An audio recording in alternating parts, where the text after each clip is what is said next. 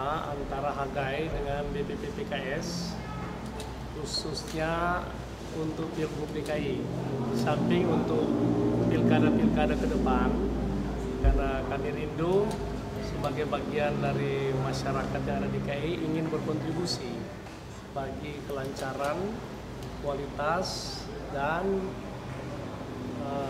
pelaksanaan pilkada ke depan. Itu yang menjadi kerinduan kita, sehingga kita bisa berdiskusi dengan Presiden PKS mengenai hal-hal yang tadi saya sebutkan. Pak, mengenai aspirasi dari Bapak sendiri dan para pendeta ke PKS gimana Pak? Apa jawabannya dari PKS? Ya, PKS sebagai partai yang nasionalis dan terbuka juga, dengan senang hati mereka menyerap aspirasi yang kami kemukakan untuk kedepannya terjalin suatu hubungan yang baik dari semua kalangan, semua agama, termasuk kami yang dari Kristiani khususnya, dan juga terkait dengan pelaksanaan pilkada yang bersih, berkualitas, bermartabat. Nah, itulah yang disambut baik oleh Presiden PKS dan jajarannya.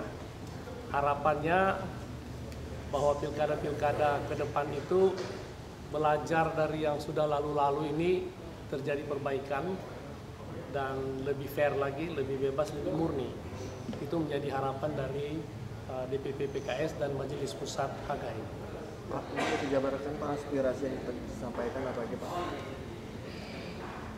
Aspirasinya di samping tentu kita rindu untuk adanya pemimpin yang mumpuni di seluruh daerah, tapi khususnya di DKI, kita juga berharap pelaksanaan daripada pilkada ke depan itu betul-betul bebas, adil, dan murni. Dan khususnya untuk DKI, dari jajak pendapat maupun diskusi-diskusi masyarakat khususnya kaum Kristiani, kita mendapat satu kesimpulan bahwa yang layak untuk memimpin DKI ke depan adalah Bapak Anies Rashid Baswedan. Itulah kira-kira yang kami diskusikan dengan Presiden PKS, DPP PKS, dan hal itu tentu menjadi pertimbangan internal bagi mereka. Mudah-mudahan apa yang kami harapkan itu sejalan juga dengan apa yang dipikirkan oleh teman-teman dari PKS. Pak, pertimbangan apa saja Pak yang mendasari Hagai ini mendukung Pak Anies ke dua periode?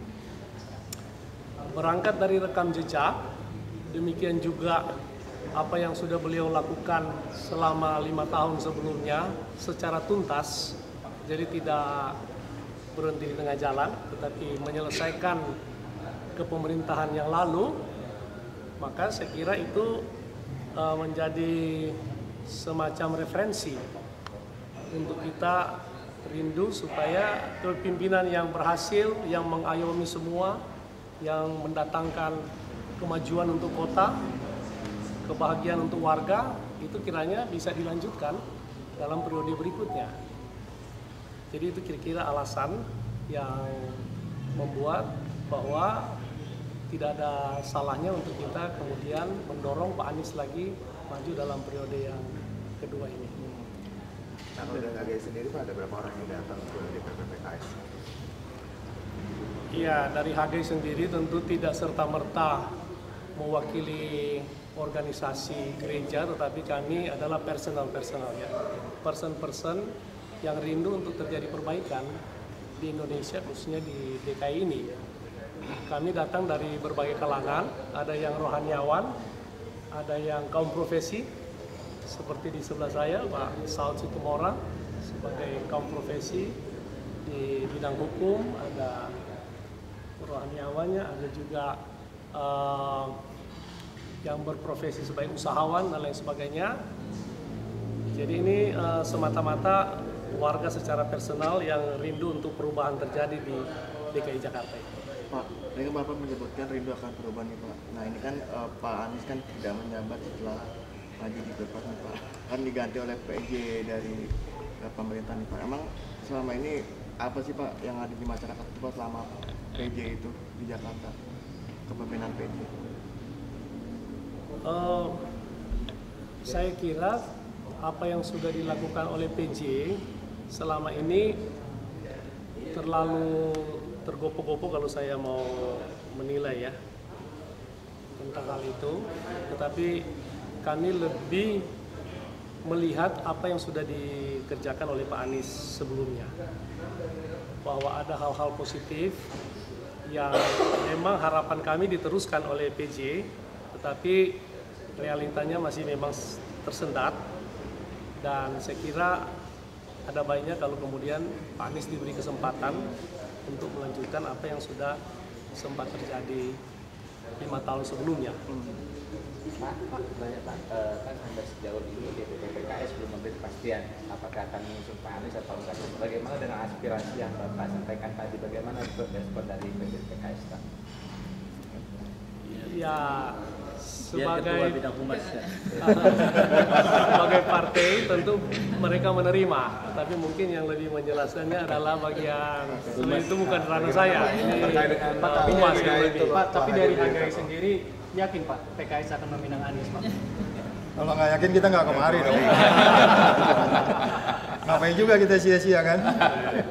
Artinya subjektivitas kita yakin, tetapi keputusan ada di tangan mereka.